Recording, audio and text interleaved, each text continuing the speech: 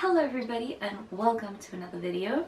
The topic of today's video is going to be sex education. I'm going to be sharing my experience with sex education, which was very inferior, very abstinence-only focused. I will be showing you some clips from a video that we had to watch as part of our sex education when I was in high school, a video which I think is extremely damaging, and I'll be making some comments about that later on. But to start off, my parents had a chat with me about sex when I was very young, and that was my first, my first talk and my first introduction did come from my parents. The birds and the bees, you know how it is. I'm drinking some nice white wine, by the way.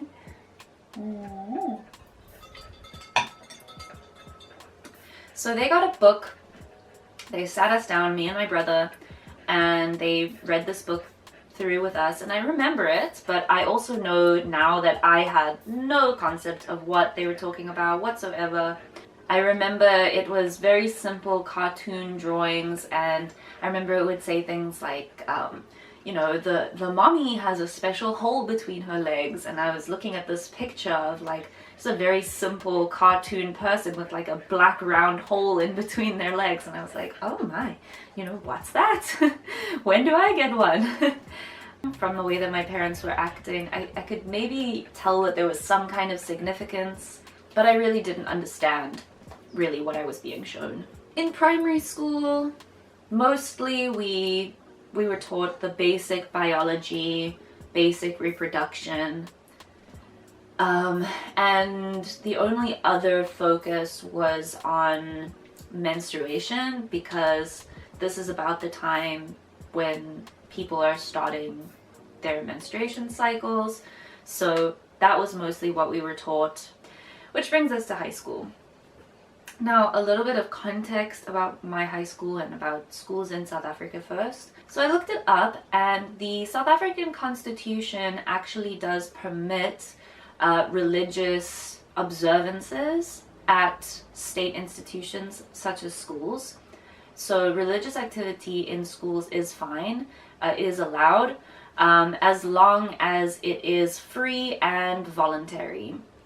I also went to my high school's website, and I had a look around. Nowhere on the website does it say that this school is a Christian school, or that it is a school that holds itself to Christian values. I didn't find the word Christian anywhere on their website.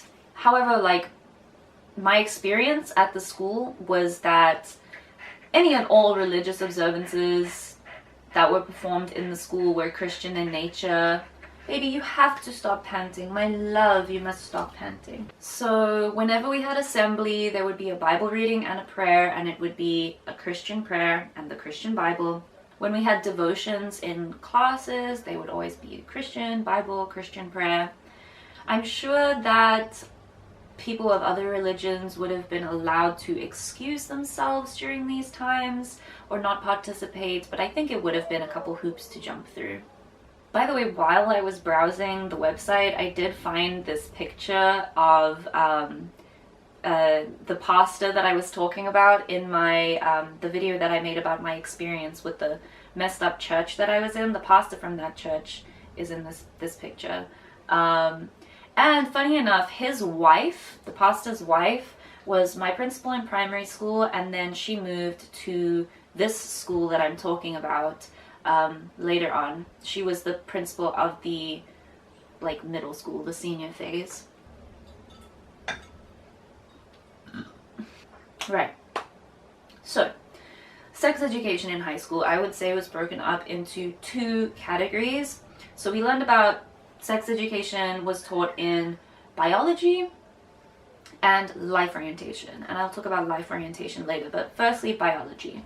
So my biology teacher was a sweet guy, but he refused throughout all of my experience with this teacher in high school biology. He refused to use the words relevant to teaching reproduction in his classes. He refused to use any of the terms referring to genitalia. He refused to use any of the words referring to sex. In a biology class, as a science teacher to high school students, he would say, vague euphemistic things like, the woman's thingy and the man's thingy.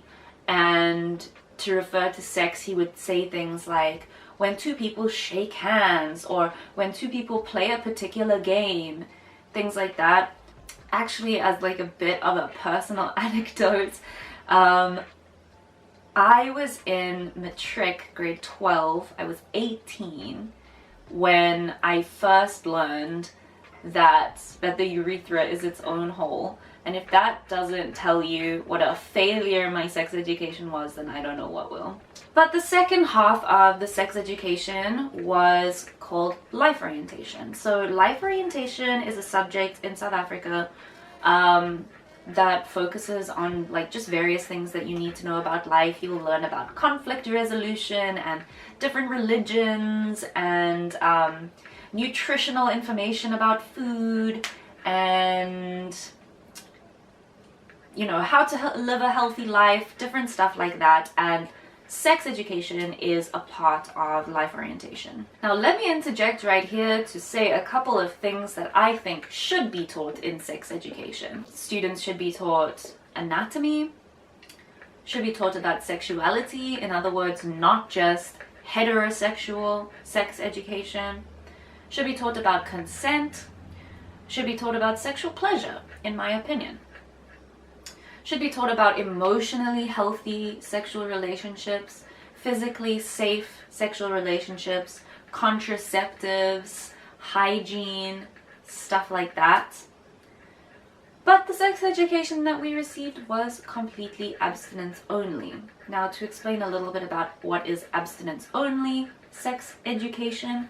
So abstinence only sex education basically focuses on the idea that there is no way to have safe sex outside of marriage. The only way to be safe about sex is to not have sex.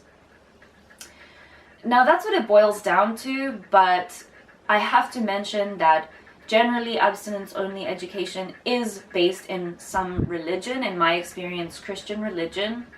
Sarge, I'm going to kick you so out. You're not in my frame to be cute for people to look at you. You're just sitting out frame, making my audio quality worse with your panting. I'm sorry, but you're making a noise. Right, and so what they're trying to teach you is that you should wait for marriage to have sex. The way that they attempt to get this information across is by scaring people, focusing on STDs, STIs, pregnancy, emotional, moral sorts of things, rather than teaching any kind of valuable information about how sex works, how to do it safely, etc.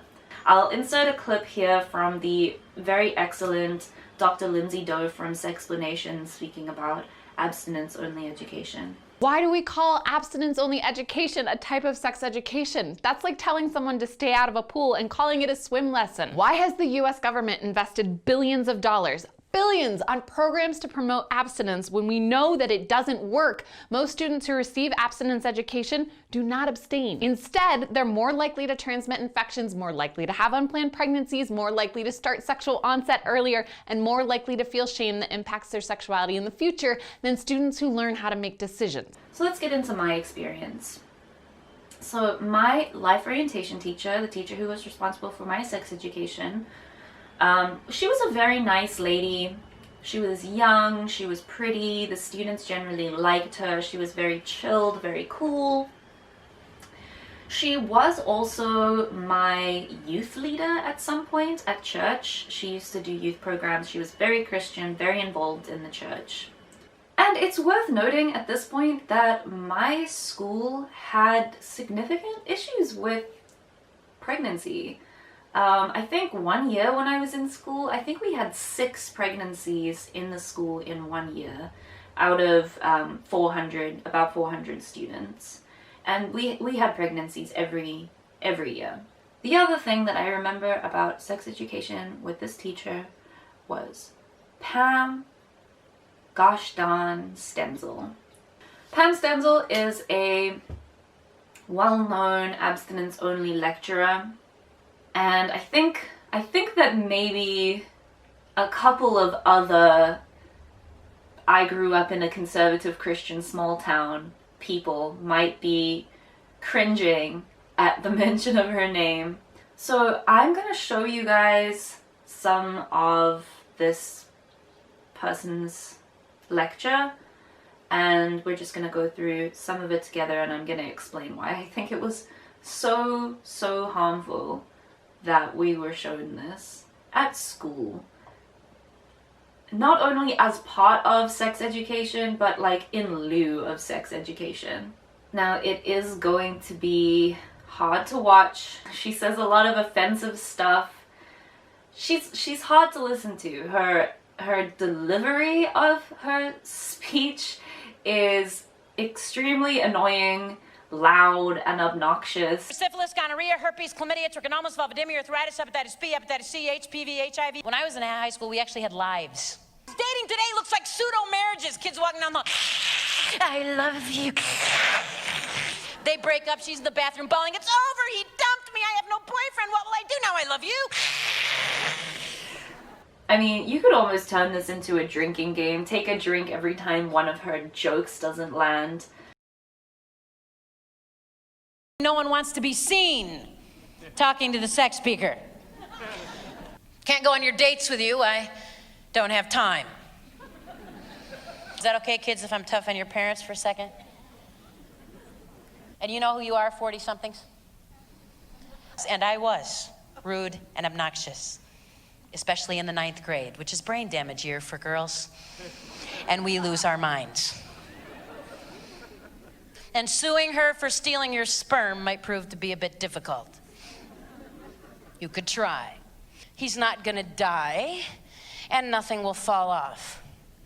Well, like about 400 girls and about 100 boys who are smart enough, if they're gonna go on a missions trip, to go on the Brio missions trip.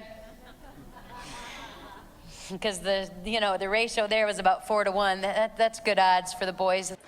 So she starts off by telling us a little bit about herself. She tells us that she has 3 children. At the time that this video was made, they were 22, 21, and 16.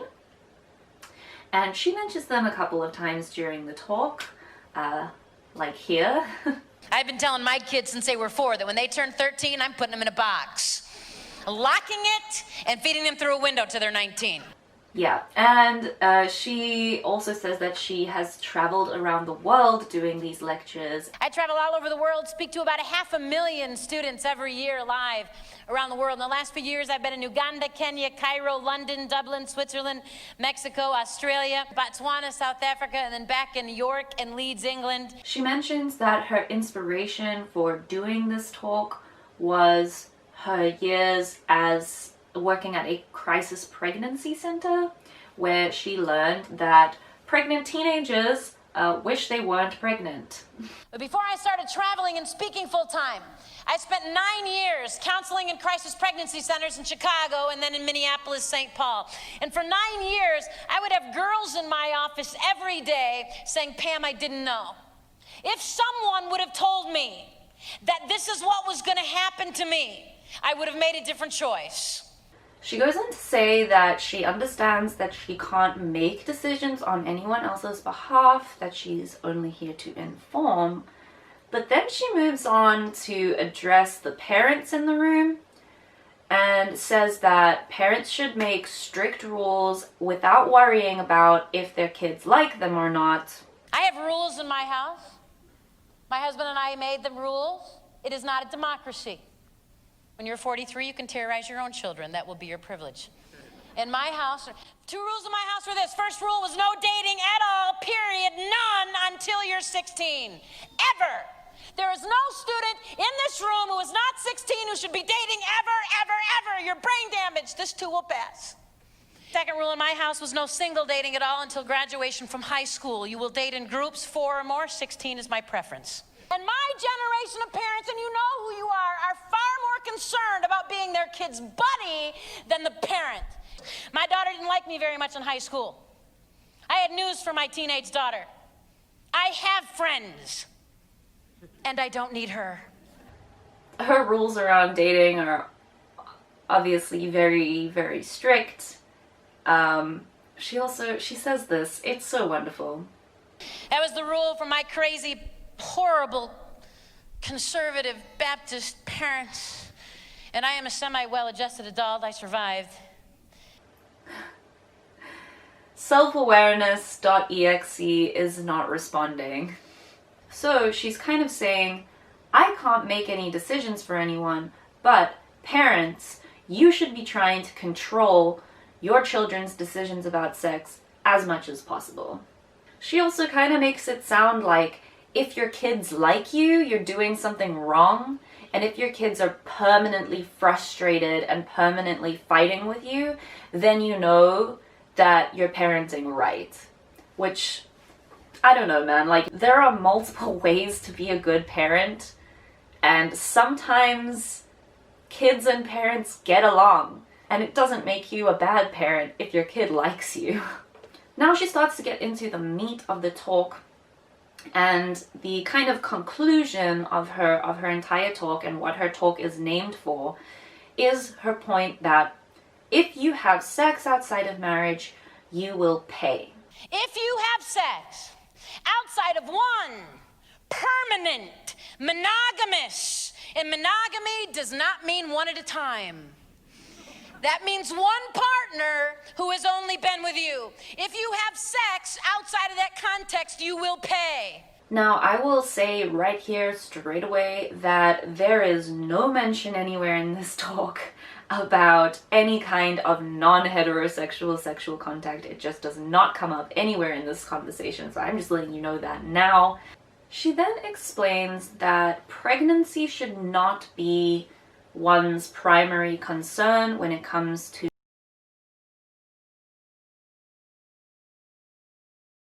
Pregnant teen girls in your state today are carrying, on average, 2.3 sexually transmitted diseases.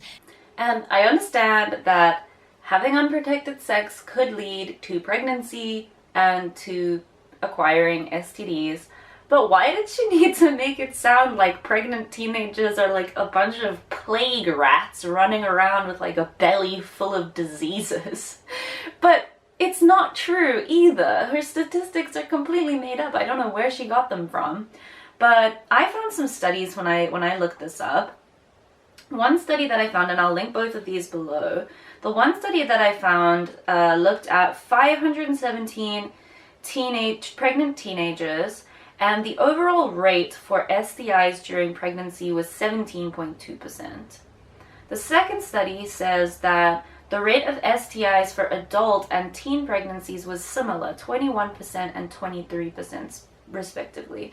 So obviously those numbers are not zero, and it's unfortunate that some pregnant people also have STDs, but a small minority of around 20% or less of pregnant teenagers have STDs or STIs. So how could you say that on average pregnant teenagers have multiple STDs or STIs? It's just completely unfactual. Infactual? It's a lie! Next up, we have Pam Stenzel versus the pill. And honestly, I think that this might have been one of the most damaging things that she said anywhere in this video. My mom found out I was having sex, and so she put me on the pill. That drug that this girl is taking has just made her 10 times more likely to contract a disease than if she were not taking that drug. This girl could end up sterile or dead. So, she is against teen pregnancy, and she's against teenagers having sex. And because she cannot accept that teenagers are going to have sex, she is also against contraception, the very thing that is going to stop teenagers from getting pregnant. Because she claims that contraception causes STDs. No, it doesn't. No, it doesn't. Contraception does not cause STDs. Not using protection against STDs is what causes STDs. And if teenagers were being taught in school the difference between safe sex in terms of pregnancy and safe sex in terms of STDs, then they would be able to navigate this situation a lot better and would be a lot better at protecting themselves from both pregnancy and diseases. Now, I did find some information that seems to indicate that oral contraception and injectable contraception may make people more susceptible to certain kinds of STDs, but even still, the contraception is not causing those diseases. People are acquiring those diseases because they weren't protecting themselves from those diseases. So, I mean, she could have very easily made a good point here. Her point is that pregnancy is not the only concern when it comes to safe sex. You need to be concerned about protecting yourself from pregnancy and from diseases. But we keep going. She's busy building an argument here, so let's see where this goes. She makes a couple weird points next about how pregnant teenage mothers are going to never graduate and will live in poverty. But she also explains the strain that teenage pregnancy puts on the American welfare system. And then she also goes into great detail explaining how if you are a boy who has caused someone to become pregnant, that the court will hunt you down and you will be forced to pay child support for the rest of your life. So I don't really know, are the mothers poor or are they sucking the money out of fathers and the welfare system? Unclear. She does make a very hilarious point about Kanye West at this point, which I do just have to show you. The guy's name was Kanye West. The song was called Gold Digger. And an entire verse of this song, this Super Bowl player's whining because he has to leave the Super Bowl in a Hyundai because his baby mama buying bling with this money, getting lipo with this money. Well, maybe that Super Bowl player should have thought about that before he had sex. She then talks about alcohol and why teenagers should never drink because it will cause them to make poor decisions resulting in them getting pregnant and diseases. Then she goes on to talk about the pain involved with abortion and adoption. She also spends a lot of time talking about the increased physical risks for women, specifically infertility. She talks a lot about infertility in this video. A lot about how if you have sex at a young age, you will become so diseased that when you are older and ready to start a family, you will not be able to conceive. Then she insinuates that STDs didn't exist in the 40s and the 50s. Go find somebody who grew up in the 40s or 50s. Ask them. Were there STDs when you were a kid? No. I mean, maybe a few people back then had an STD. They got a shot of penicillin, moved on. Welcome to 2008, students. Now, again, this dry-ass point needs some sauce, but if rates of STDs are increasing, there are a number of reasons why that could be. And I'll put some source links down below for this, but some reasons could include drug use, poverty, stigma, unstable housing, decreased use of condoms among vulnerable groups, cuts to STD programs at state and local healthcare facilities, causing a closure of clinics, cuts in funding and support for comprehensive sex education and focus on abstinence-only sex education. These are reasons why people are getting more STDs. because we are not dealing correctly with sex in society. We're not teaching people correctly. We're not allocating resources correctly to prevent the issues that are caused by people having unsafe sex.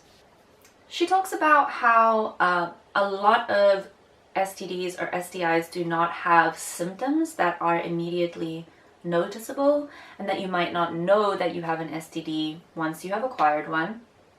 You actually believe that if you get up the next morning and herpes isn't tattooed to your forehead, you don't have a disease. And I just don't understand. She seems to be in support of the fact that people should get tested for STDs if they're having sex. So I just don't understand why the conclusion has to be never have sex, don't have sex, instead of the conclusion being if you have sex, get tested regularly and make sure that you know your sexual health status and the sexual health status of the people that you're sleeping with. So what she's doing throughout this talk is she is trying to build an argument that there is no way to have safe sex at all outside of marriage. There's no way any person in this room under the age of 22 tonight could have sex with someone who is not in fact a virgin and not get a disease. It's just not true, and it's not helpful to teach people that, because teenagers are going to have sex, and we need to keep them safe as much as possible. And she actually says, she goes on to talk about, so she was talking about the symptoms of STDs. She goes on to talk about HPV specifically, because HPV can't be protected against using condoms, which is good to know. It is good for people to know that they might catch diseases even if they use a condom. But the solution is to get tested and to make sure your partners are tested. She actually even acknowledges this in her own speech. The only safe sex is a safe partner. Now, this part of the talk is what I feel like my fellow grew up in a Christian conservative small town friends will remember and be familiar with, is this clip about the no genital contact clip. Here is the line over which you can't step. Absolutely no genital contact of any kind. None. So she's busy talking about how any kind of genital contact, hand to genital, mouth to genital, genital to genital, is sex. And I agree with her. So far, so good. If you have had oral sex, you are not a virgin, and don't you dare tell anyone you are. And every single partner you ever have will have to know every single person you've done that with. Which I thoroughly disagree with. You are not obligated to tell your sexual partners every sexual act that you have ever done with another person. You don't have to do that. Your obligation is to make sure that you're clean, and that is the information that your partner needs to know. You know, does it make sense to have conversations about your levels of sexual experience? I mean, if, like, virginity is something that matters to you and your partner, you know, maybe discuss it, but you are not obligated to disclose everything you've ever done sexually to every partner you have. Not necessary. At this point, she shifts her focus away from the physical side of things as far as STDs and pregnancy and so on goes, and she moves on to talk about sex in a more moral sense. She's talking about purity and respectability and your worth as a person being tied to your sexual background. High school boys, college kids say to me all the time, well, I'm going to sleep around now and have sex with whatever girl's stupid enough to have sex with me when we're teenagers. But when I get married, I don't want that girl that slept with half the football team. Then I would like a virgin. Why in the world would a virgin ever want you? Why would someone who's respected themselves ever in a million years want you?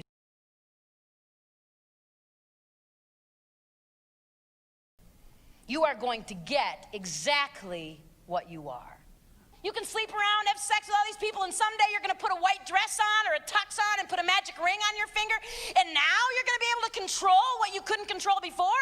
And then they think, oh, but he'll be faithful to me because I'm so pretty. Within 3 years, they're cheating on each other, running to the pastor going, I can't believe he cheated. Duh. Here's what I have to say.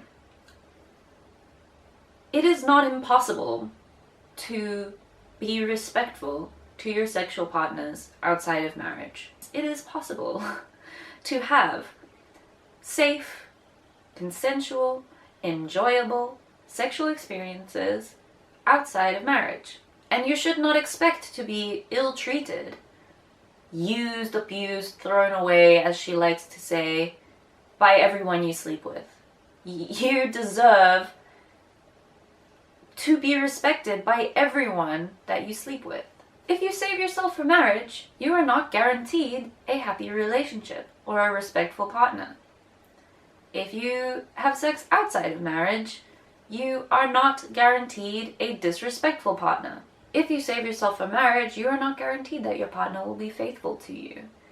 If your partner is unfaithful to you, that is not your fault. Your sexual past does not cause your partner to cheat on you.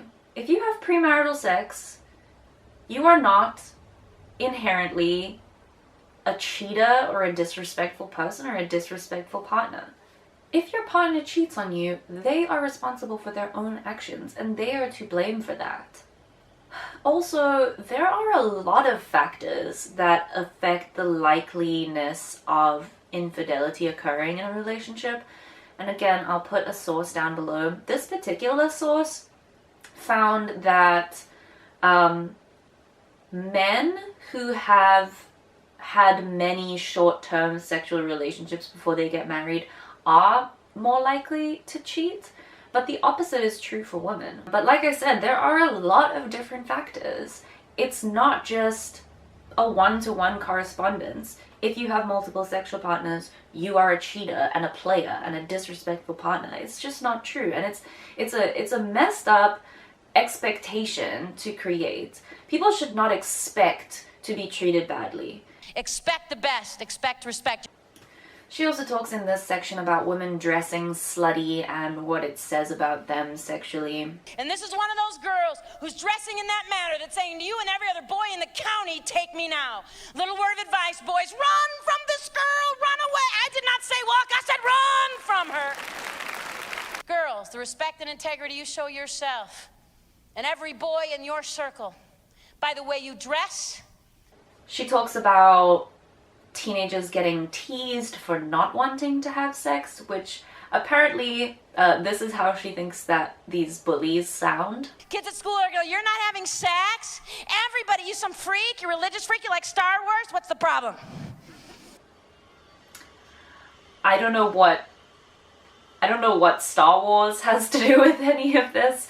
Is Star Wars a religion now? I'm confused. But this is what she says that teenagers should say to their friends who are making fun of them for not wanting to engage in premarital sex. Don't listen to that. I had a senior boy chase me down the hall of his high school in New York, 6'8", going like this. You do not miss a 6'8" senior yelling virginity. I want you to look right at your friends, and I want you to say this. Any day, tonight, I could choose to be like you, but you will never again be like me. Once it's gone, it's gone. It takes that long to throw it away. So that's pretty heavy. But she also talks about the idea of being a recycled virgin, somebody who had sex, realized that, you know, morally it's not what they wanted to do, and then decided to renew their virginity, become virgin anew, and she says this about it. If you're not a virgin, you've tuned me out, tune me back in right here. I do not care what you did before you walked in this room tonight. I care what you do when you leave. And Pam, I'm a recycled virgin. I said, cool. And I made a commitment to God, to myself, and my future husband that I would not have sex again until the day I'm married. I said, sweetheart, that is awesome. Someday when you get married, you're going to have to tell that boy what you did when you were 15. you're a recycled virgin. Like, I'm sorry, I thought I could never be like that again. I thought that you said that something in me had changed irreversibly when I had sex.